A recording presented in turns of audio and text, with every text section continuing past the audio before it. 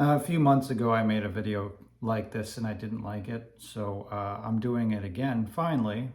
And I wanted to share in my health hobby, I am trying to develop good health habits, and one of them is good teeth.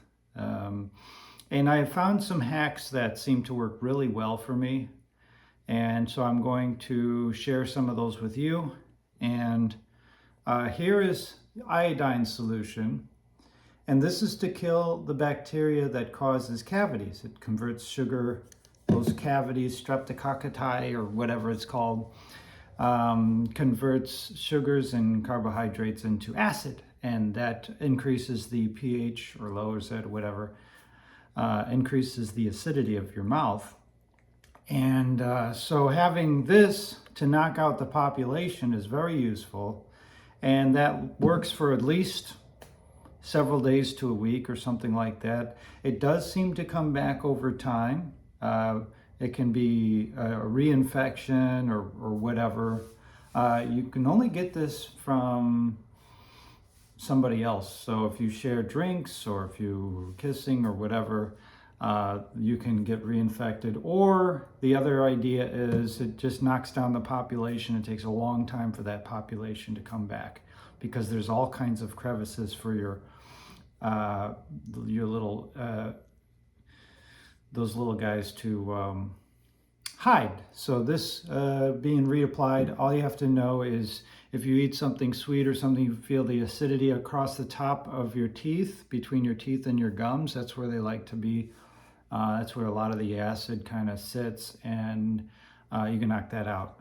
So that's very important, iodine, and I just recently bought this and used it, and it does work. And when I noticed that I have that acidic feeling after something particularly sugary, I know it's time to reapply. And you just put a little thimble like this, just put a little bit in there and swish it around for a minute or whatever. And that seems to do the trick. Do it once a week or when, as necessary. The other thing I've noticed is last year or so, I started taking 2 of these a day. And I noticed that the sensitivity of my teeth went away. Now you say, well, Scott, don't you use Sensodyne? I did. But I stopped using Sensodyne for a long time, and I would just brush my teeth with mouthwash. And so the variable here was vitamin K2. And that, well, there's another variable. I'll talk about that later. Vitamin K2 takes the calcium out of your bloodstream where it should not be and puts it into your bones, and that helps to remineralize your teeth as a consequence. So between these two, that's a good way to fight the degradation of your dental health. So the other thing, so Sensodyne, it just, I'm moving away from that because it's not as necessary anymore. So that's good. That's improving my teeth, which is amazing because usually things don't improve as you age.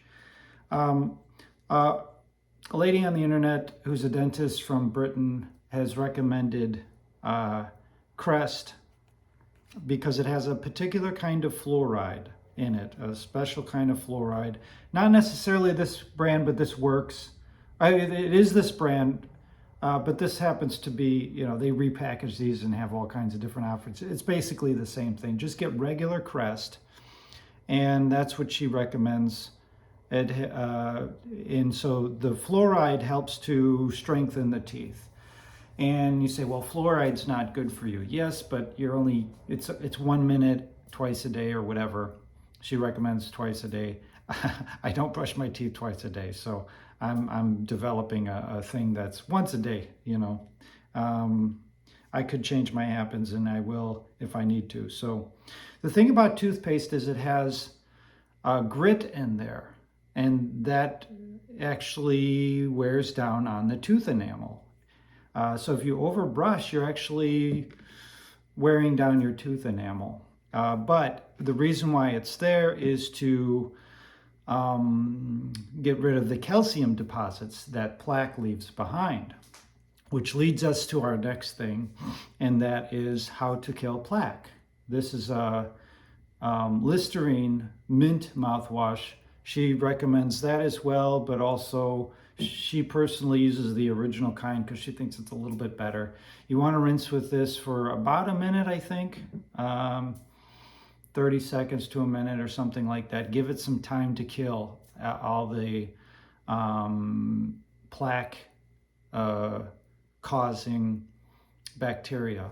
And of course it does come back, it comes back because of the food that we eat. For some reason, there's no way, it's not, you can't get rid of it as well as you can get rid of this for like days and days at a time. This will come back within 48 hours, or the plaque does, or whatever. But if you brush your teeth often enough, it's not going to be there. Oh, the other thing that I don't have here, if you get gum with xylitol, and you have xylitol, not even a lot, just a little bit after you eat, you don't even have to brush your teeth or anything, but make sure that when your mouth is clean and then you eat, you take xylitol afterwards, because the good bacteria laps onto or eats the xylitol, and so does the plaque-causing bacteria, and but it can't form plaque. It can't use that as a building block to create the plaque that builds up. So over time, your teeth creates a film from the good bacteria, a nice film over top of it, and it makes it more difficult for the bad bacteria to build plaque on. So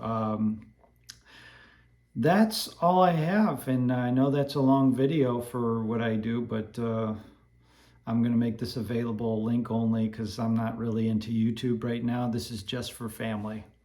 So enjoy, hope that helps, and if you have anything to add to that, please let me know.